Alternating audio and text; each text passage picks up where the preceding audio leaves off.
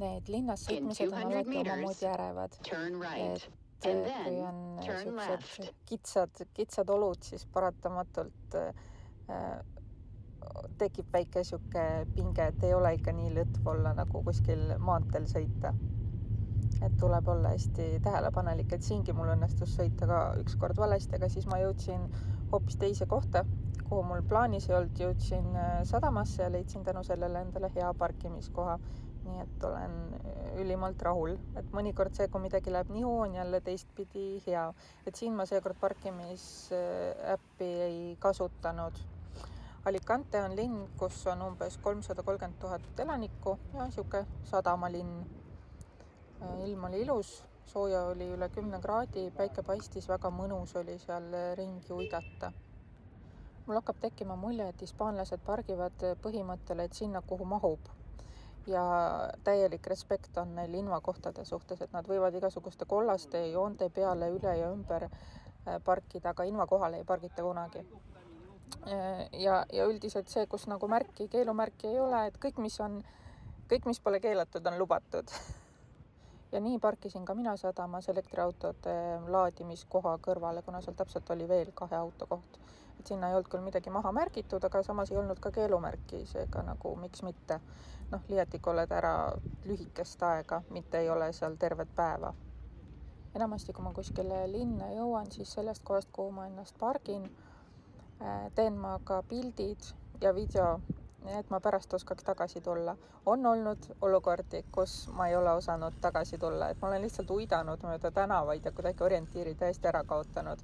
Ja siis ma olen reeglina teinud nii, et olen pistnud selle video või pildi kellegile nina alla, kellegile, kes on kohalik. Täiesti kohalik, et kas mingi turismitöötaja või kes iganes. Ja siis nemad, kuule, see on seal, et mine sinna suunas, et näitavad suuna kätte ja siis ma leian üles. Sadamasse parkimisel muidugi on alati see eelis, et alati tead nagu orientiiris, et kus kohas see sadam on, kuhu poole ta nagu jääb, kuna see on lihtsalt nii suur maamärk, on ju. Aga võtame, kui pargid kuskile mingile X kõrval tänavale ja siis lähed veel nagu sika-saka sealt kuhugi poole minema, siis on olukord hoopis teine. Et võib juhtuda, et kuidagi ei mäleta pärast, kuhu tagasi tulla. Alicante linnast algas sel aastal ka Ocean Race, mis on hästi suur purjevõistlus, kuhu lähevad parimatest parimad, tugevamatest tugevaimad. Põhimõtteliselt see on purjetamise maraton. Ja see algas 15. jaanuaril käesoleval aastal, nii et ma põhimõtteliselt jäin nibin-nabin umbes nädal hiljaks. Et oleks saanud näha seda sadamamelu ja seda minemist, et seda oleks nagu nii tore olnud vaadata. Aga ma kuidagi ei teadnud üldse, et ei järgi seda võistlust nii pingsalt, et aeg-ajalt ma ikka vaatan mingisuguseid klippe, aga ma ei vaata seda niiviisi järjepanu, et ma tean täpselt, kes on kes ja kuna midagi toimub. Seene tänavalt ma ostsin endale ka prillid, et läksime Tukriga koos shoppama, õnneks lasti meid koos poodi. See Seene tänav oli üldse hästi siuke äge, et need seened keset seda kitsast tänavat tegid selle kuidagi nagu nii ägedaks. Ja siis Tuker sai ühes söögikohas ka juua, et seal kliente hetkel ei olnud ja 2 noormest siis seal siblisid ringi ja andsid talle ilusasti juua ja sügasid teda ja olid kole rõõmsad, et neile väike vaheldus argisesse tööpäeva tekkis. Mida linn edasi, seda aina enam ma kuidagi hakkan nägema tänaval magavaid inimesi, et siuke sadama vahetus läheduses, et siuke üüberrikkus on kõrvuti üübervaesusega. See on alati hästi kurb, mida nagu näha. Aga neil lastakse olla, keegi ei aja neid kuhugi minema ka. Et ma ei tea, kas see on nüüd hea või halb, aga nii on. See linn on mõnusalt värviline ja rõõmus. Et kohe hea oli jalutada. Selle reisi esimene muuseumikülastus sai tehtud ka just nimelt siin linnas.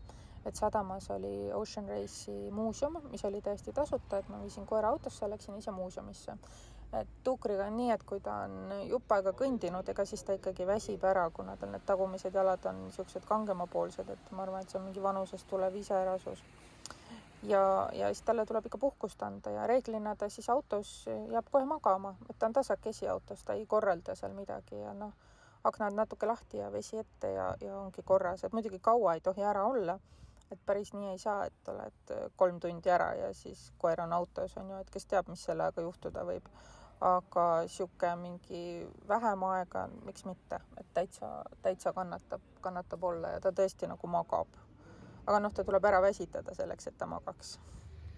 Üldiselt on koeraga reisimine osutunud palju meeldivamaks ja lihtsamaks, kui ma esialgu arvata oskasin, et ma millegipärast arvasin, et sellest tuleb palju jama ja probleeme, aga kuna mul teda kuhugi jätta ei olnud ja koerahoidu panna ka nagu ei kannatanud, sest kuu aega on ikkagi päris korralik summa, mida nagu rahas ära anda koerahoiu eest, siis tuli ta endaga kaasa võtta. Aga ta on kuidagi selle tempo ja liikumise asjaga ilusasti kohanenud ja mulle on ta ka suureks seltsiks ja teisalt on ta täiesti nagu inimkontaktide looja, sest koer ikka paneb inimesed naeratama ja nad tahavad pai teha ja tulevad rääkima ja et kõik see suhtlus, mis muidu ma arvan, et jääks ära täiesti suvaliste inimestega, siis see nüüd toimub tänu tuukrile, tänu koerale, et ta läheb oma lonta olekuga ja siis keegi leiab jälle, et oi, ta on nii nunnu ja teeme pai ja nii see ongi. Või siis kas või teised koeraomanikud. Muidugi teiste koeradega on nii, et mõnikord läheb ka haukumiseks, et seal on vist see teema, et kui koer on sama sugu, siis nad ei saa omavahel just hästi läbi ja kui on vastassugu, siis saavad, aga mingit purelemist ega sihukest ei ole, et enamasti see on lihtsalt haukumine.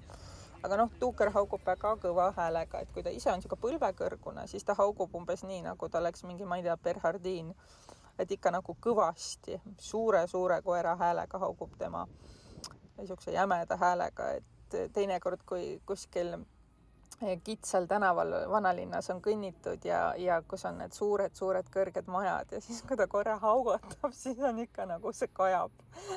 Et see on jah, siuke päris naljakas, aga niisama ta ei haugu, et enamasti on see, et mingisugune isane koer on vastu tulnud ja siis tal on peale seda nagu kommenteerimist. Aga noh, siis tuleb talle lihtsalt pai teha ja siis ta jääb uuesti vakka. Et kui lähed reisile ja sul on koer ja lähed siuksele autoreisile, siis raudselt võta kaasa, et ma nagu julgen öelda, et ainult boonus on see, mida sellest saab, et mitte mingisugust miinust asja juures nagu ei ole, eriti kui reisid üksi.